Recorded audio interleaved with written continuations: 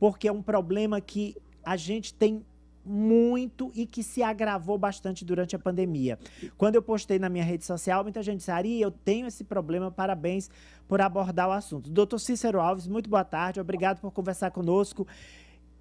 Quais são os principais problemas do sono, doutor Cícero? Boa tarde a todos. Primeiro, obrigado também pelo convite.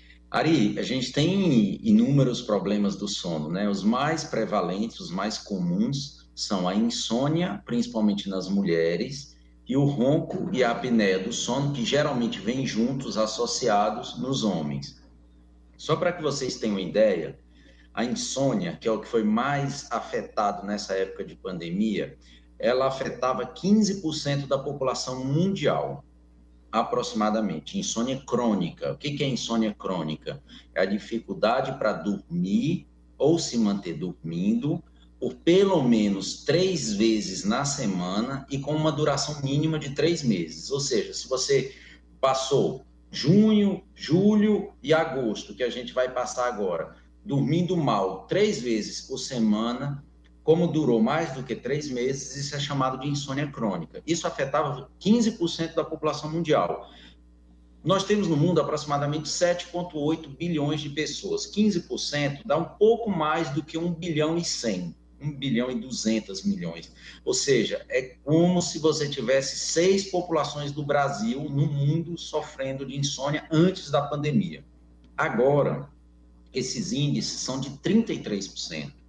2,6 bilhões de pessoas, 13 vezes a população do Brasil hoje sofre de insônia no mundo, né? Isso foi muito impactado já era impactado pelo estilo de vida que nós tínhamos antes da pandemia e agora, com todo esse sentimento negativo que a gente está vivendo, angústia, insegurança em relação ao futuro, tudo isso contribuiu para que a gente mais do que dobrasse a quantidade de pessoas com insônia no mundo. Eu estou conversando com o médico do sono, especializado na medicina do sono, doutor Cícero Alves. Doutor Cícero, então vamos aos tratamentos. Deve procurar um especialista o quanto antes. Tem tratamento, ele é medicamentoso, envolve exercícios, envolve terapia, tem alguma ciência que complemente? Ótima pergunta, Ari.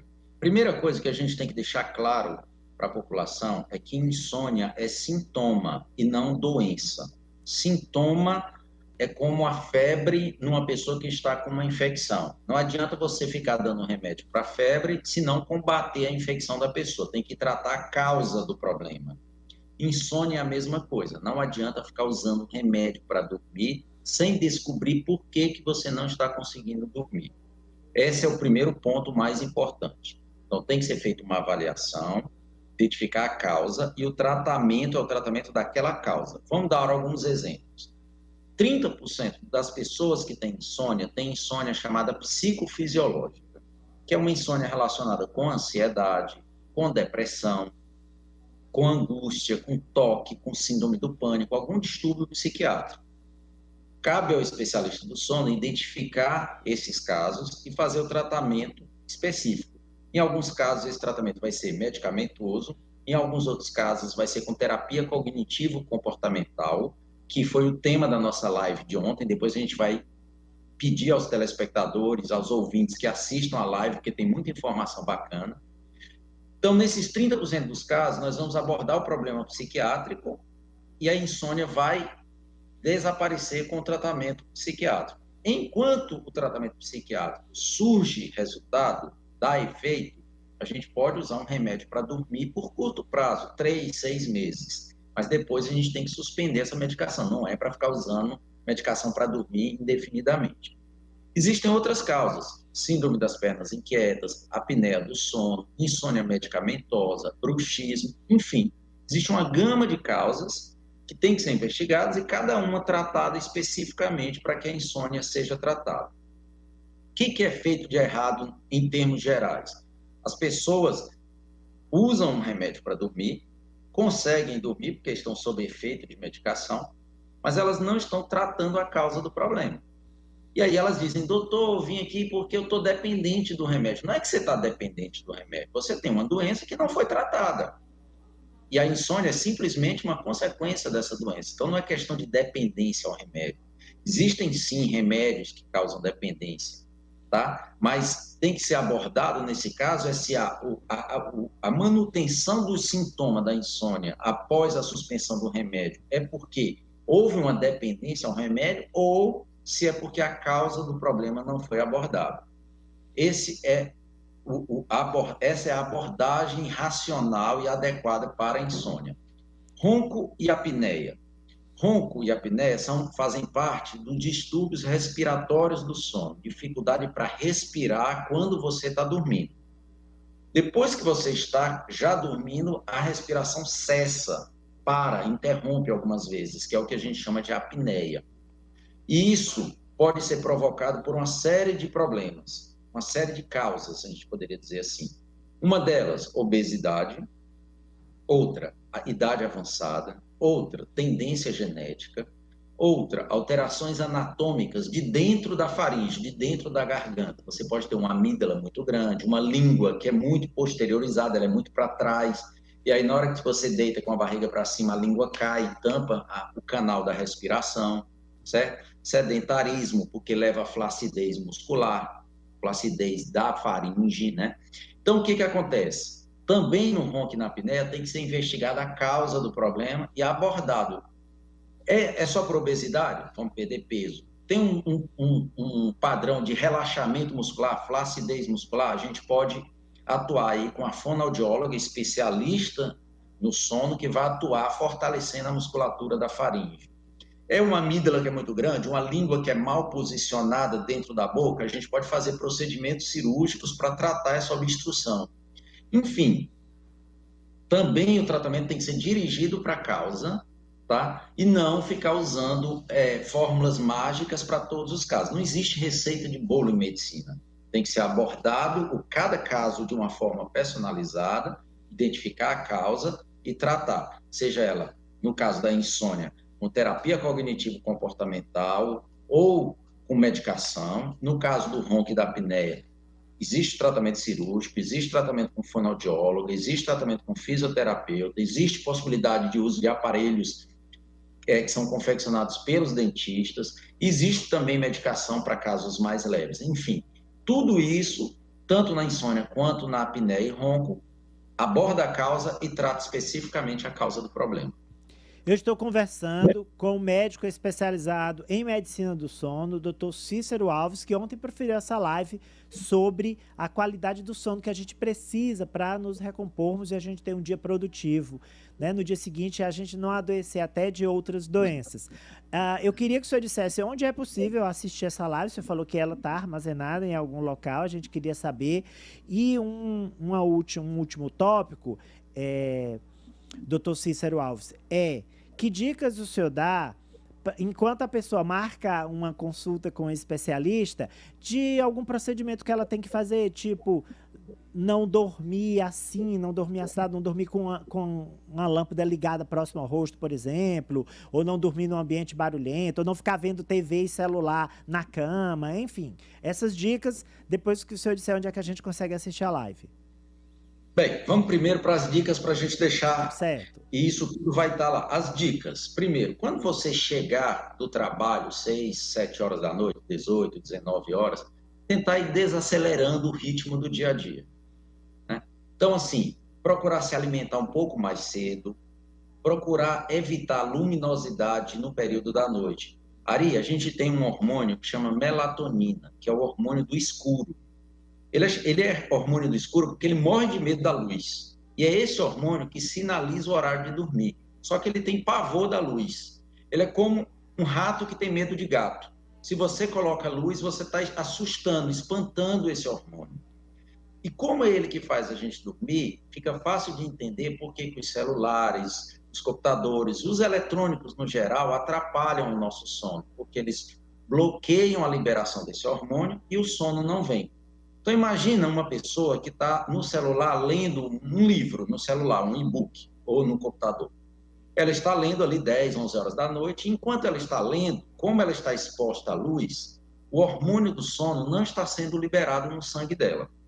Quando ela olha no celular, no relógio e vê que já é 11 horas, meia-noite, ela diz, opa, eu tenho que dormir, que amanhã de manhã eu tenho que acordar cedo. Quando ela desliga o eletrônico, o sangue dela está praticamente sem nenhuma melatonina. E aí ela vai dormir, apagar, vai tentar dormir, apagar a luz e vai demorar muito para ela conseguir dormir, porque o corpo ainda vai começar a liberar melatonina. Isso vai demorar ainda 30, 40, 50 minutos, uma hora. Isso vai gerar ansiedade nessa pessoa. Ela vai começar a associar a cama com sofrimento, vai ficar rodando de um lado para o outro na cama e não vai conseguir dormir. Então, se ela lê o mesmo texto que ela estava lendo, o mesmo livro, só que no livro físico, o livro mesmo, de página, com um foco de luz posicionado atrás da cabeça, de tal forma que essa luz ilumine as páginas do livro, mas não incida diretamente nos olhos, não vai bloquear a melatonina. Enquanto ela está lendo 1, 2, 10, 20 páginas, a melatonina está sendo liberada, como um balde que está enchendo. Ele está enchendo ali. Daqui a pouquinho, quando ela ainda estiver no processo da leitura, ela vai sentir sono porque o balde já encheu. Basta ela fechar o livro, na mesma hora ela vai conseguir dormir. Então, essa é uma dica importantíssima, evitar luminosidade, qualquer tipo de eletrônico, próximo ao horário de dormir, pelo menos 2 horas antes. A alimentação também bloqueia a melatonina, principalmente se for uma alimentação rica em massas, em carboidratos, pão, pizza, beiju, cuscuz, arroz, macarrão, tudo que tem muito carboidrato. Tentar não levar as preocupações da noite, do dia a dia, para a noite, para a cama na hora de dormir. Então, desacelerar, respirar fundo. Ontem na live tem alguns exercícios que as pessoas vão poder assistir, de coisas que foram orientadas, que a pessoa pode fazer para desacelerar. A pessoa geralmente chega do ritmo do trabalho muito acelerada, com cortisol nas alturas. Então, respirar fundo, falar mais devagar, convívio com a família, né? E tentar, na medida do possível, não brigar com a cama para dormir, ir para a cama apenas no horário que está com sono. Ontem na live foi dado um exemplo interessante. Quando você tem um casal que está se namorando, se paquerando, e um fica muito atrás do outro, é como se a outra pessoa se sentisse extremamente valorizada e costuma não valorizar a outra pessoa. Quando a pessoa fica muito, que a gente chama aqui no Nordeste, pegar muito no pé, pois não vamos pegar muito no pé do nosso sono. Vamos valorizá-lo na medida certa. A gente vai dormir na hora que a gente sentir o desejo, o sono, aquela vontade natural de dormir, na hora que a sonolência chegar. É aí que você se dirige à cama, sem eletrônico, sem ter se alimentado e sem respira fundo, presta atenção na sua respiração, para você não ficar muito preocupado em conseguir dormir, que isso leva à ansiedade e acaba atrapalhando o sono. Maravilha. Exercícios físicos.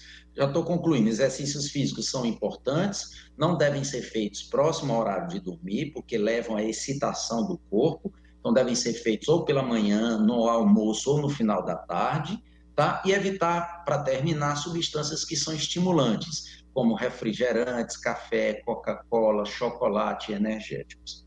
Essas dicas são muito importantes, todas elas estão na live de ontem, desculpa, também no meu Instagram. Eu queria que vocês dessem uma olhada lá, no @SeuMédicoDoSono, @SeuMédicoDoSono. Lá tem várias lives com informações sobre o sono, Ari. Muito obrigado, doutor Cícero Alves, especializado em medicina do sono, pelas dicas preciosas para a gente. Muito bom dia para o senhor e bom sono à noite. Bom dia, bom sono para todos nós. Um abraço. Um abraço. São 12 horas e 25 minutos. Vamos ouvir aqui a reclamação do Chagas Teófilo. Diga lá, Chagas. Bom dia, Ari. Conselheiro professor Chagas Teófilo. Ari, a gente queria saber da prefeitura ou do governo do estado quando é que vai colocar os conselheiros tutelares como prioridade na vacina. Lembrando que realmente todos são prioridade, mas a gente queria pelo menos que os conselheiros também fossem incluídos na área de prioridade da vacina da Covid. Bom dia e obrigado. Os conselheiros de saúde estão sendo imunizados. Conselheiros de saúde. Professor Moreirão, diga lá. Bom dia, meu amigo Ari. Tudo bem para você, meu irmão? Satisfação